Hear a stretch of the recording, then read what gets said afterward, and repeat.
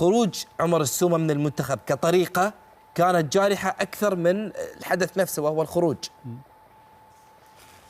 التنتين كابتن ابو عوف، بس انا اعطيني نقطه، بس خليني بس احدد وجهه نظر الكابتن حازم عن الطريقه الدفاعيه لكوبر. حتى نحن منتخبنا بالتصفيات الماضيه 2018 كان كله اسلوبنا دفاعي ونلعب على الهجوم المرتد. كان يقوده من اليمين محمود مواس، من اليسار كان عمر خريبين، وقلب الهجوم كان عمر السومة. فهي نحن يعني هذا اسلوبنا من زمان. نحن نعتمد الاسلوب الدفاعي، وليس لانه كوبر اجى يعتمد اسلوب دفاعي، هذا اسلوبنا نحن الدفاعي من زمان. ولكن المشكله اليوم انه نحن ابعدنا عمر السومة. ما هي المبررات اللي تم ابعاده؟ هل كان لازم؟ هل كان المطلوب؟ حتى انا اختم هذا المحور كابتن، ما ابي اطول فيه اكثر من كذي، اعتقد ان احنا اعطيناه حقه، لكن هل كان يفترض انه يخرج احد من المسؤولين في الاتحاد السوري العربي؟ وين دور رئيس الاتحاد؟ ايوه بالضبط، رئيس الاتحاد يخرج في مؤتمر صحفي ويوضح انه ليش تم كذلك، ويكون معاه المدرب ويوضحون الاسباب والمبررات. اكيد كابتن ابو عوف، حتى في المؤتمر الصحفي اللي قدموا كوبر ومحمود الفايز اكدوا انه هذا ناحيه فنيه وهن المسؤولين عن هذا الابعاد. طبعا هو المفروض يكون في اذا نتحدث عن مستوى فني كابتن رضوان. قبل دقائق قليله انتهت مباراه العربي ومصطال في كاس اريدو. عمر السومة رغم خساره فريق المباراه الا انه اخذ افضل لاعب في المباراه.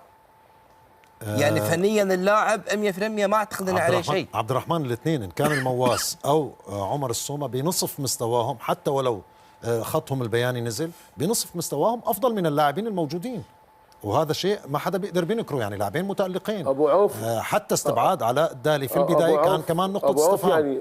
لكن كابتن رضوان بس نقطه، لكن نحن لو تكلمنا عن اسلوب الاداره كرة القدم السورية في آخر 4 سنوات من كأس آسيا الماضية حتى الآن في تخبط. طبعا في تخبط كتير. أنت من 2019 حتى الآن، من أول مباراة في كأس آسيا الماضية حتى الآن 8 مدربين تعاقبوا على المنتخب السوري، صحيح. 4 محليين و4 أجانب. غير هيك 5 اتحادات على قيادة كرة القدم السورية، 5 اتحادات في 4 سنوات. 3 اتحادات خلال 4 سنوات، 3 اتحادات و2 لجنة مؤقتة أخذت فترة لا بأس بها، يعني في لجنة بقيت سنة تقريبا.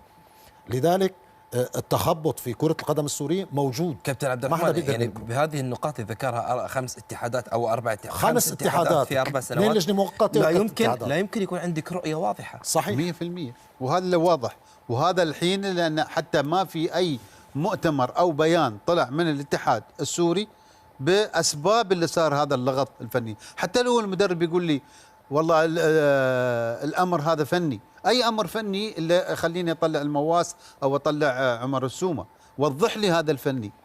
أنا أضحي بهكتور كوبر وأخلي سومة وأخلي مواس متواجدين المنتخب، منتخب بلد هذا. نعم، ما يتحكم فيه كوبر. هل ممكن كابتن رضوان نشوف عمر السومة الآن يتراجع عن قرار اعتزاله؟ ممكن يتم استدعائه بالذات بعد الإصابات اللي تحدثنا عنها، محمد حلاق، عمر مردكيان ومحمد عثمان وغيرهم من اللاعبين. هل ممكن نشوفه يرجع مرة ثانية أو صعب؟ القرار أصبح محسوم.